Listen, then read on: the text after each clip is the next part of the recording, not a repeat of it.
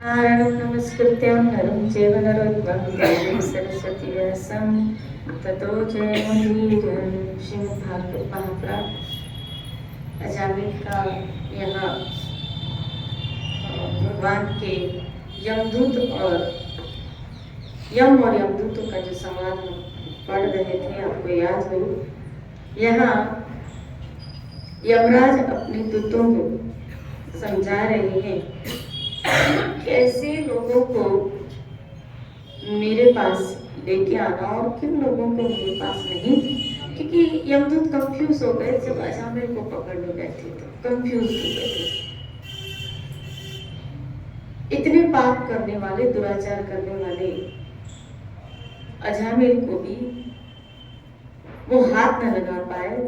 आश्चर्यचकित हो गए कि भगवान के दूत आए और उसको छुड़ा के लेके गए। तब ये यमराज से कुछ सवाल पूछते हैं और उसका जवाब देते हुए यमराज वर्णन कर रहे हैं। भागवत धर्म का रहस्य हम 12 व्यक्ति जानते हैं। ब्रह्मा जी, देवर्षि नारद, भगवान शंकर, सनत कुमार, कपिल देव, स्वयंभू मनु, प्रहलाद, भीष्म पितामह, बलि, सुखदेव और मैं। इस जगत में जीव के लिए सबसे बड़ा परम कर्तव्य धर्म यही है कि वे नाम कीर्तन आदि उपायों से भगवान के चरणों की भक्ति प्राप्त कर ले। श्री राधे स्पष्ट किस तरह से भक्ति मिलेगी। इन 12 महाजनों ने एक रास्ता, जिसमें से यमराज एक रास्ता बता रहे हैं क्या, कि इस जगत में जीव के लिए बस यही सबसे बड़ा परम धर्म है कि वे नाम कीर्तन आदि उपायों से भगवान के चरणों में भक्ति भाव प्राप्त कर ले, अर्थात भगवान के चरणों में प्रेम प्राप्त कर ले। लेकिन उपाय क्या है? वो भगवान के चरणों में प्रेम प्राप्त करने का, बोला नाम कीर्तन। श्री राधे बोले। उपाय भी बता दिया और रास्ता भी बता दिया। उपाय भी बता दिया और रास्ता भी बता दिया कि वो कौन सा रास्ता है, बोला भक्ति। लेकिन वो कैसे मिलेगी? बोला नाम संकीर्तन से।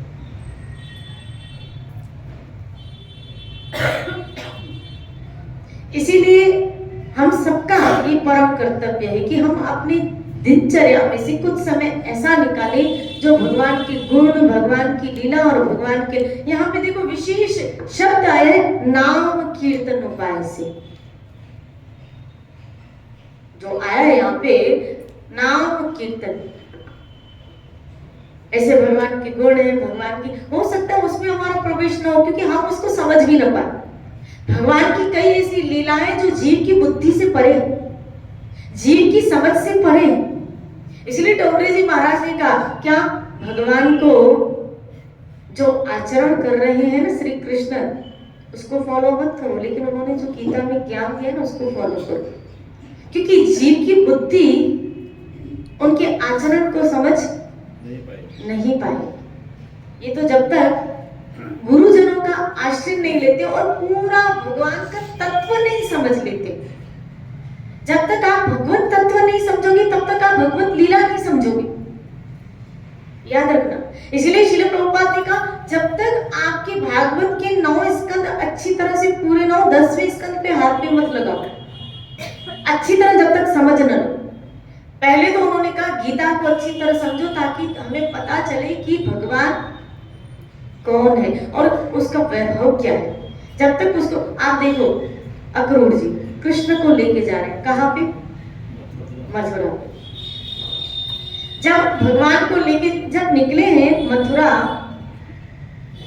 कंस के यहाँ से, तब उनके अंदर बहुत सारे विचार चल रहे हैं, बहुत सारे, और ये भी समझ आ रही, ये भी कह रहे हैं क्या वो तो भगवान है। पहले आया कि नहीं मैं ये क्या पाप कर्म करने जा रहा हूँ, मुझे ऐसा नहीं करना चाहिए। फिर मन में विचार आया क्या, अरे वो तो भगवान है ना, हो सकता है इन्हीं का ही तो अवतार हुआ है कंस का वध करने के लिए, मेरे अहोभाग्य होंगे क्या मुझे इनके दर्शन होंगे। भागवत में आया है, ऐसे उनके अंदर विचार चल रहे हैं, समझना।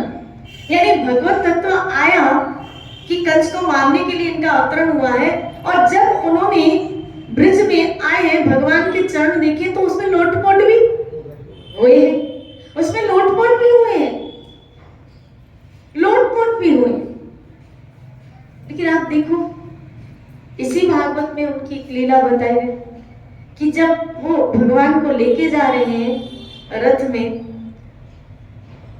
और उन्होंने ठाकुर को तब देखा तो कहा ये बच्चे कंस का वध करवाएंगे क्या, तो बहुत सुकुमार लग रहा है। श्री राधे बोले। मन में फिर एक ख्याल है, मन है नहीं, ये विचारों की उपज धड़ाधड़ चलती रहती है, धड़ाधड़। इसीलिए कहा सामने हम कभी भगवान की लीलाओं को, भगवान की भक्ति में ही आनंद है। आप अगर निकट जाओगे ना तो शायद उनकी लीलाओं को समझ, लीलाओं में आनंद लो। गुरु और कृष्ण की लीलाओं में आनंद लेना चाहिए। हस्तक्षेप करोगे तो उलझ जाओगे, ये कैसे हुआ, ये क्यों हुआ, ये कैसे करेंगे, ये कर पाएंगे, ये सवाल नहीं आने चाहिए। श्री राधे बोलिए। भक्ति तो ये कहती है क्या, आनंद लेती है क्या, मेरा ठाकुर ये कर रहा है, वाह, मेरा गोविंद ये कर रहा है, वाह। और उसके लिए कुछ भी इम्पॉसिबल नहीं है, वो सब कुछ करने में समर्थ है, वो भोगता है, उसको करने का पूरा अधिकार भी है। अगर उसने रमण किया, उनका एक नाम पड़ा राधा रमण, अगर उसने रमण किया, रमण है मेरा ठाकुर, तो वो भोगता है, उसका अधिकार है। श्री राधे बोलिए। जीव भोगता नहीं है, जीव भुगतान कराने वाला है। हम सब उसको रमण कराने वाले हैं, हम सब उसको आनंद देने वाले हैं, हम सब उसको उपभोग कराने वाले हैं। लेकिन जब जीव ईश्वर को ऐसे उपभोग करते देखता है तो उसके मन में शंका आती है, फिर उसके अंदर भी उपभोग करने की इच्छा जागृत होती है, और यही कारण बनता है उसका बार बार इस धरा में जन्म लेने का, बार बार। किसी ने श्रील प्रभुपाद से कहा कि जीव सब जब भगवान के धाम में थी तो फिर यहाँ क्यों आए। यही कारण था कि वहां भी हम भगवान की लीला को समझ नहीं पाए, और हमारे मन में भी शंका आ गई, ऐसा और हम भी क्यों ना ऐसा भोगे। जीव को भोगने की इच्छा हुई, तभी सृष्टियों की रचना हुई कि जीव यहाँ भोगने के लिए आया। यहाँ सेवा का क्रम बन जाए तो ऊपर हमारा सेटलमेंट हो जाए। यहाँ हमें भुगतान करने की, अर्थात उनको भुगतान कराने की, उनको एंजॉय कराने की, उनको आनंद देने की भावना, ये भक्ति कर सकते हैं। जब तक हमारे जीवन में भक्ति नहीं आएगी, हमारे जीवन में भाव ही नहीं आ सकता। बाकी सब मार्गों में हो सकता है पतन हो, ज्ञान मार्ग में भी अभिमान के कारण भोगने की भावना आ सकती है। श्री राधे बोलिए। लेकिन भक्ति में तो एक सेवा का, चाहे भक्ति के 5 भाव है, लेकिन 5 भावों में भी मुख्यतः 5 भावों में जो ऐड है वो है सेवा का भाव। कि वो आप देखो गोपियां भी जब रास पंचमी आई है, भगवान ने उनको बुलाया है, तब आप देखोगे, अगर आपने अच्छी तरह इस चैप्टरों का स्टडी की होगी, तो जब जमुना के किनारे ठाकुर जी विराजित है, गोपियों ने अपने दुपट्टे बिछा के कि कहीं उनको बालू का न लगे। क्या ये सेवा भावी तो है, ये सेवा भावी तो है, उसको आनंद देना ही तो है। श्री राधे बोली कि जब तक हर भाव में सेवा प्रदान है, सेवा सेवा, जब तक हमारे अंदर सेवा का भाव नहीं आएगा और सेवा के द्वारा अपने आराध्य देव को सुखी करने की भावना, आनंद देने की भावना, ये मुख्यतः है। अब आप मेरी भजन गा रहे थे, चलो मैंने माला बनाई है श्याम, अब मीरा कह रही है मेरे हाथों में, मेरी बाहों में मैंने मेहंदी, तो किसको खुश करने के लिए बोलो, ठाकुर जी को। तो जब तक उसको सुख करने की, उसको सुखी करने की भावना हमारे अंदर नहीं आएगी, तब तक पूर्णतः हम भक्ति के उस दिव्य मंच पे विराजित नहीं हो पाएंगे। और यहाँ वो उपाय बताया जा रहा है, नाम कीर्तन। हरे कृष्ण हरे कृष्ण कृष्ण कृष्ण हरे हरे, हरे राम आप कहेंगे नाम कीर्तन से क्या होगा? महाप्रभु ने ये सूत्र समझा दिया, चेतो दर्पण तुम्हारा मार्जन कर दे। किसका? बोला चेतो, चित्त का। तुम्हारे चित्त का मार्जन कर देगा, तुम्हारे चित्त को शुद्ध कर देगा। क्या बोला? क्या? कृष्ण नाम संकीर्तन तुम्हारे चित्त को शुद्ध कर देगा। और वो शुद्ध चित्त में भक्ति के बीज जब स्फुरित होते हैं, तब हमारा सारे भाव और प्यार और सुखी करने की भावनाएं श्री कृष्ण में चली जाती है। सब whole and soul, whole and soul, whole and soul. हमारे जीवन में सिर्फ एक ही तत्व रह जाता है, और वो एक तत्व है सिर्फ और सिर्फ कृष्ण। सिर्फ और सिर्फ कृष्ण। बाकी सब छटते जाते हैं, बाकी सब छटते जाते। श्री राधे बोली कैसे छट गए? मीरा करिए, काजल लगाई है शाम तेरे, लाली लगाई है शाम तेरे, मेहंदी लगाई है शाम तेरे नाम, सब छट गया। श्री राधे बोली पहले इसके नाम के लगते थे, इसको दिखाने के लगते थे, इसको दिखाने के लिए रखते थे, इसको दिखाने के लिए, और फिर कहते थे सेल्फी तो निकाल, फोटो निकलवाते थे। श्री राधे बोली लेकिन अब किसको दिखाना है? शाम तेरे नाम, शाम तेरे नाम। श्री राधे बोली अब सब कुछ उसके नाम, बस उपाय एक पकड़ लो, क्या? नाम संकीर्तन, नाम कीर्तन।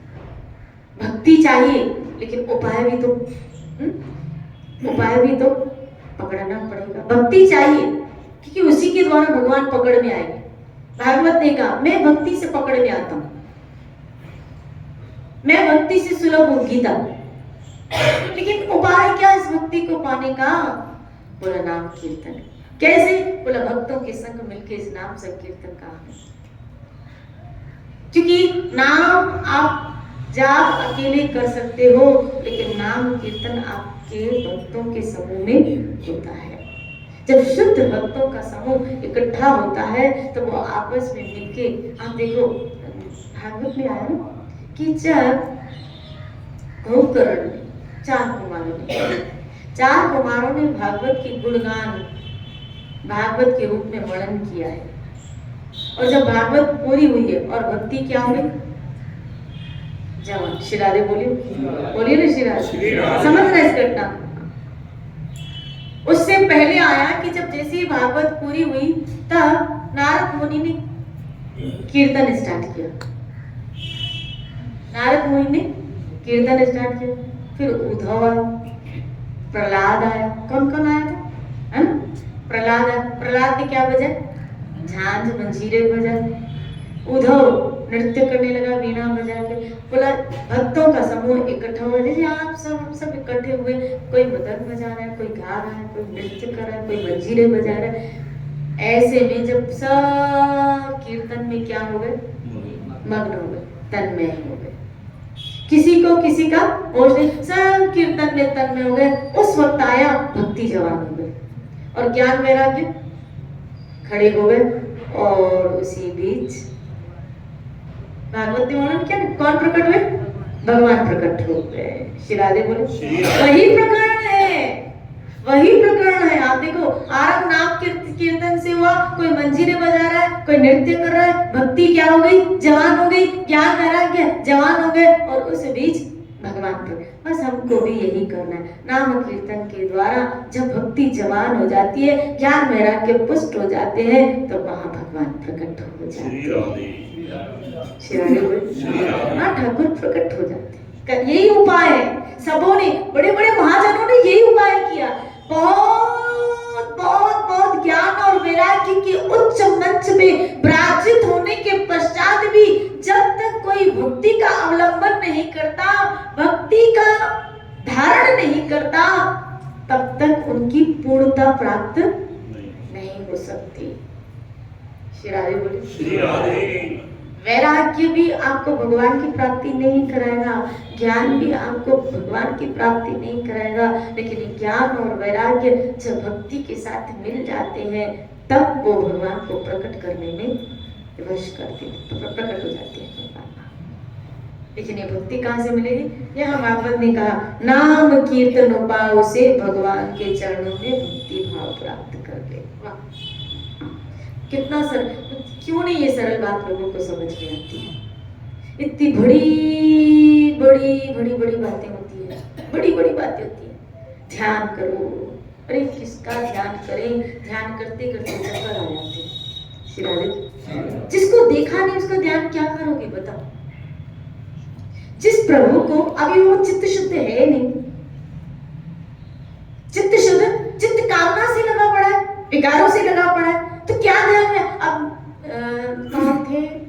ध्रुव महाराज, समझ लो, ध्रुव महाराज जब भगवत प्राप्ति के लिए घर से निकले, नारद मुनि मिले, क्या बोला है उनको? ओम नमो। उन्होंने ध्यान किया, उन्होंने क्या किया? नाम किया, नाम जाप किया। लेकिन उसकी स्थिति देखो, नाम जाप करते करते करते करते करते करते करते करते चित्त इतना शुद्ध हो गया कि बताया, भागवत ने वर्णन किया क्या कि वो छवि उनके अंदर आ गई, भगवान की प्रकट हो गई, हृदय में स्थित परमात्मा प्रकट हो गया, छवि क्लियर हो गई। और वो नाम का जो प्रभाव, चित्त के शुद्ध करण का जो प्रोसेस था, जिसमें भगवान की छवि अंदर प्रकट हो गई, अब हुआ क्या? जैसे ही चित्त में छवि प्रकट हो गई, अंततः भगवान को भी आना पड़ा और सामने ठाकुर खड़ा है, लेकिन उनका ध्यान नहीं है, आंखें बंद लगी पड़ी है, खोल नहीं रहा है बच्चा। भगवान आश्चर्यचकित है, मैं सामने खड़ा हूं, खोल क्यों नहीं रहा है आंखें? और पुकार है, ध्रुव आंखें खोलो, ध्रुव आंखें खोलो, लेकिन ये खोलने के लिए तैयार नहीं, क्योंकि वो खोया इतना हुआ है। जब भगवान ने सोचा कि क्यों नहीं खोल रहा है, क्यों? जब चिंतन में आया कि ये इसकी मेरी छवि तो अंदर है, उस छवि को हटाया, तब इसकी आंखें खुली। तो जो छवि अंदर थी वो छवि, बस यही करना है। श्री राधे बोलिए। ध्यान करना नहीं है, आपको नाम करना है।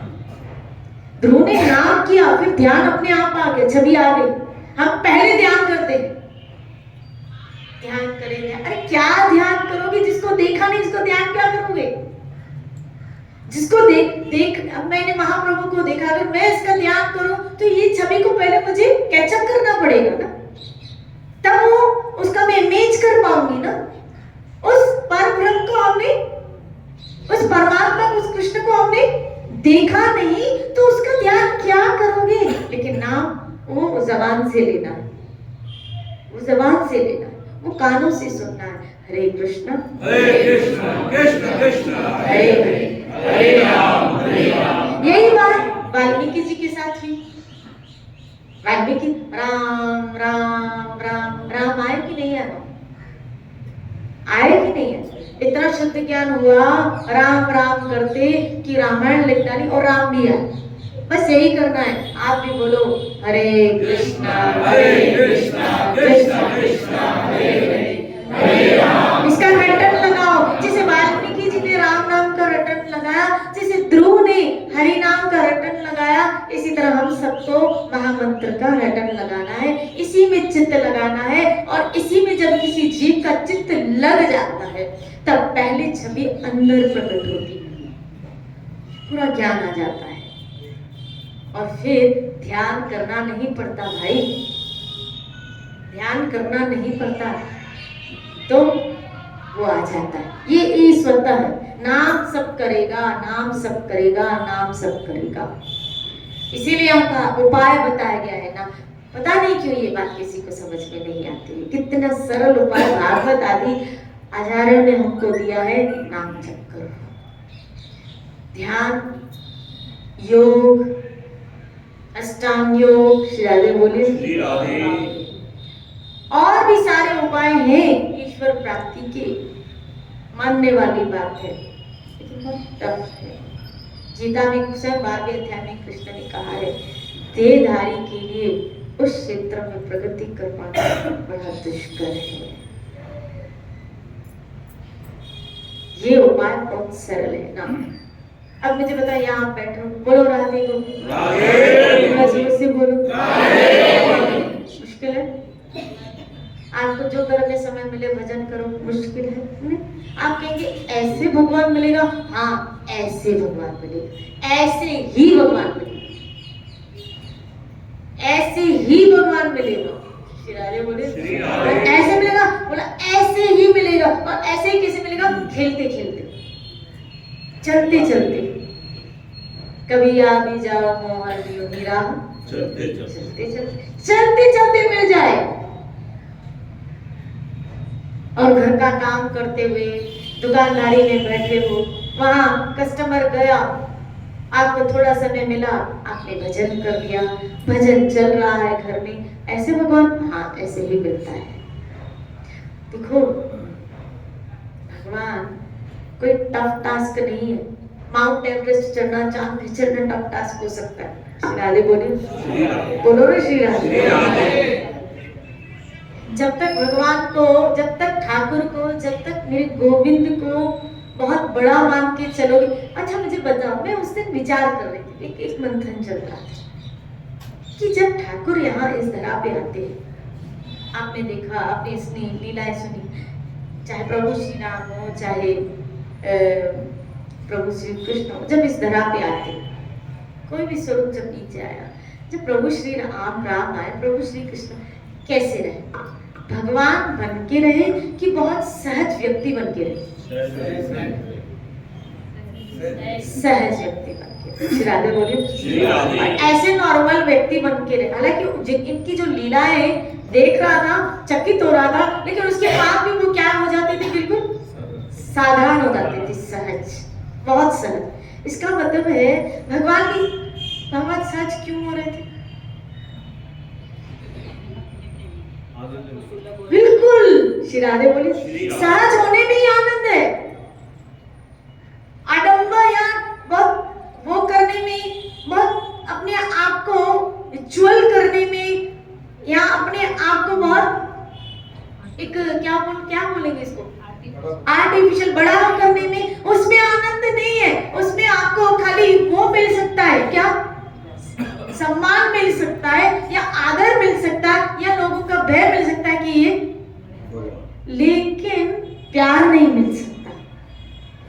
प्यार पाने के लिए आपको क्या होना पड़ता है? सहज होना पड़ता है। श्री राधे बोलिए। और भगवान प्यार पाने के लिए क्या हो जाते हैं? बड़े सहज हो जाते हैं। अरे जब वो ऊपर रहता है, जो ऊपर रहता है, जब नीचे आता है तो सहज हो जाता है, तो हम तो नीचे ही रहते हैं, हम तो यहाँ ही रहते हैं, नीचे ही। वो ऊपर रहने वाला जब नीचे आता है तो सहज हो जाता है, तो हम तो नीचे ही रहते हैं, और हम ऊपर होके बैठे, हमारे ऊपर चढ़ के बैठे, और सोचते हैं क्या, हमें ये प्यार नहीं करता, हमें ये नहीं पूछता, हमें कैसे पूछेगा? थोड़ा नीचे तो होता है, थोड़ा नीचे तो आ, थोड़ा अपने आप को सहज तो बना। श्री राधे बोलिए, बोलो ना श्री राधे। ऐसे बड़े बड़े लोगों को, बड़े बड़े संतों को भी ऐसे देखा गया ना, इनसे नहीं मिलना, इनसे आप कथा ही नहीं मिल सकते। श्री राधे बोलिए। और जब तक वो सहज नहीं होते, हम मिल नहीं पाते। श्री राधे बोलिए।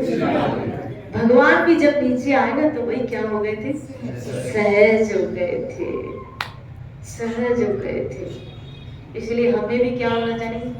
बोलो, सहज हो जाना चाहिए। श्री राधे, यहाँ आओ ना, इस धरा पे हम आए तो सहज होना, खुल मिल जाए। तो ऐसे हम भजन कर रहे, और हम क्या हो पाते?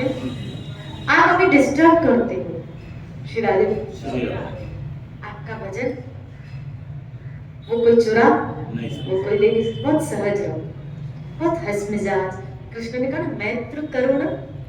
कृष्ण स्वयं भी ऐसे है, मेरा गोविंद स्वयं भी ऐसा है, तो भक्त को भी ऐसा होना चाहिए। श्री राधे बोलिए, मैत्र करो। ऐसे आप सबका प्यार, और मैं तो कहती हूँ सबका क्या, भगवान का भी प्यार पाओ, ठाकुर का भी प्यार पाओ। इन रूपों में आके मेरा ठाकुर ही आपसे प्यार करे कि मेरी रचना ऐसी, मेरी जैसी, जैसा मैं हूं वैसा इसने बन के दिखा है। इसलिए बड़ा बनने में मजा नहीं है, मजा छोटा बनने में। बड़ा सदावन, बड़ा दुख पावन, छोटे के दुख तो श्री राधे बोले भजन करते हो अच्छी बात है, भक्त हो अच्छी बात है, संत हो अच्छी बात है, लेकिन उससे पहले हम एक इंसान है, एक मनुष्य है। श्री राधे बोलिए श्री राधे। और फिर मनुष्य के अंदर वो मनुष्यता भी जाए। इसीलिए ये उपाय नाम का पकड़ लो, आप भी जपिए और औरों को भी। जय जय श्री राधे, जय जय।